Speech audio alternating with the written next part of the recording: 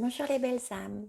Comme promis, je vous réponds en vidéo puisque hier j'ai eu beaucoup de retours qui m'ont fait bien plaisir parce que ben voilà, c'est super de pouvoir partager. C'est toujours un exercice de s'ouvrir aux autres et de voir que ça a un impact positif et que ça aide. Ben, c'est plus facile de continuer. Donc c'est avec plaisir que ben, je vais répondre à vos questions.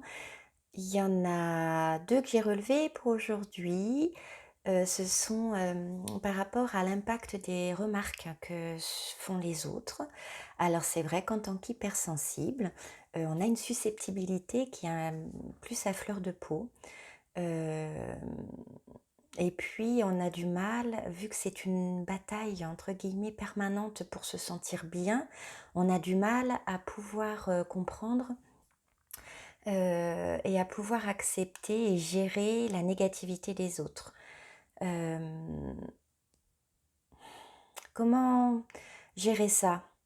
Ben, moi, j'ai enlevé déjà tout ce qui était négatif, et qui m'enquiquinait autour de moi. J'ai appris à me détacher de ce qui était dit et surtout, j'ai travaillé sur ma confiance en moi, sur le fait de me connaître de mieux en mieux, et de m'accepter. Voilà, ça ne veut pas dire qu'on est, mieux que les autres ou qu'on est au-dessus des autres, mais de s'accepter dans ses ombres et dans ses lumières, bah, ça aide à ne pas être touché ou impacté par, le regard ou les remarques des autres. Parce que c'est vrai que ça peut être très blessant, ça peut être très agaçant, d'entendre sans arrêt des choses négatives. En même temps, tout part de nous. Aujourd'hui, j'ai envie de dire ça, c'est que tout part de nous, donc je le prends comme des tests. Lorsque j'avais des remarques, par exemple, comme j'étais, complexée, par rapport à mon corps ou par rapport à mon poids, les rondeurs, les machins, enfin les trucs de filles quoi. Et beh, je me suis dit: «C'est à moi aussi d'apprendre, à m'accepter comme je suis, à faire ce qu'il y a à faire, si vraiment je suis pas bien dans mon corps». Et en fait, je prends les autres comme des outils révélateurs de ce que j'ai à approfondir en moi. À savoir que si ça me touche et ben c'est peut-être qu'il faut que j'aille voir dans ce coin-là, dans cette espèce de petite blessure qui peut apparaître et puis sinon, ben je m'en détache, voilà, parce que, on se remet déjà beaucoup en question, donc on va pas non plus faire, ça tout le temps. Donc soit ça me touche et je remercie intérieurement la personne, ça veut dire que j'ai quelque chose à «travailler» entre guillemets, j'aime pas trop ce mot-là, mais à travailler, et donc à aller voir. Voilà pour, ce qui est des remarques, qui peuvent paraître négatives.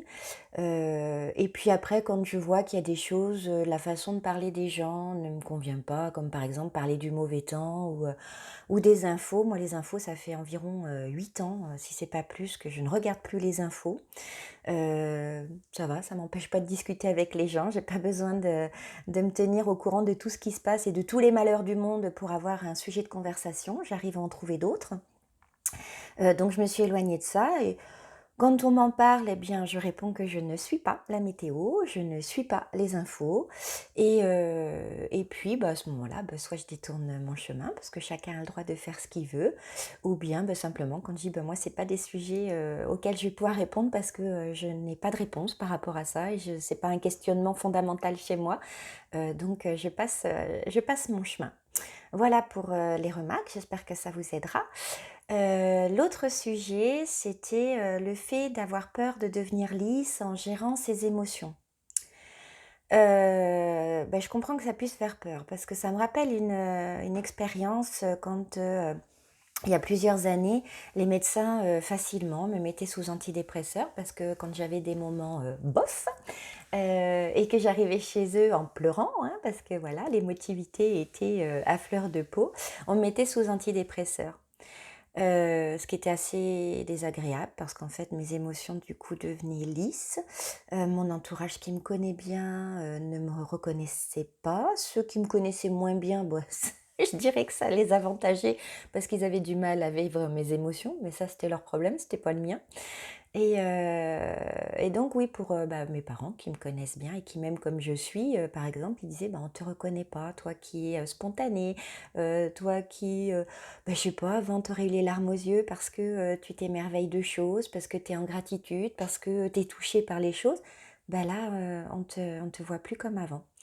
Et ça m'avait fait prendre conscience. C'est comme ça d'ailleurs que petit à petit, je suis allée vers des personnes dans la thérapie naturelle. Et à chaque fois d'ailleurs que je faisais ces démarches-là, je m'éloignais complètement des antidépresseurs et donc je retrouvais mon état d'âme naturel avec en effet les émotions qui vont avec. C'est pas toujours facile, mais apprenez à vous aimer comme ça. En même temps, ces émotions-là, elles nous apportent tellement de belles choses, elles nous apportent une intensité au niveau de la vie euh, qu'il faut bien être honnête. Quand c'est trop basique et quand c'est trop linéaire, on s'ennuie. Alors il y a des moments où c'est pas facile parce que on se retrouve dans des profondeurs, dans des regards de gens qui ne comprennent pas. Mais maintenant vous le savez, c'est pas que vous êtes anormal, c'est que vous êtes hypersensible. Voilà. Gérez vos émotions parce que plus vous allez les connaître, plus vous allez vous apprécier avec, et plus elles vont euh, comment je vais dire, elles deviennent pas basiques, mais en fait, comme on les accepte, elles passent. Elles deviennent passagères et, euh, et ça nous ébranle pas plus que ça. Donc voilà, ce qui est le plus fondamental, c'est vraiment de s'apprécier tel que l'on est. Et puis, eh ben, la magie opère toute seule. Parce que on a nos émotions, on a nos larmes qui viennent. Bah oui, et puis ben, notre entourage, parce que plus on nous accepte, plus les gens nous acceptent comme nous sommes, puisque comme je vous disais, les autres sont révélateurs de ce que l'on a à accepter ou à travailler chez nous.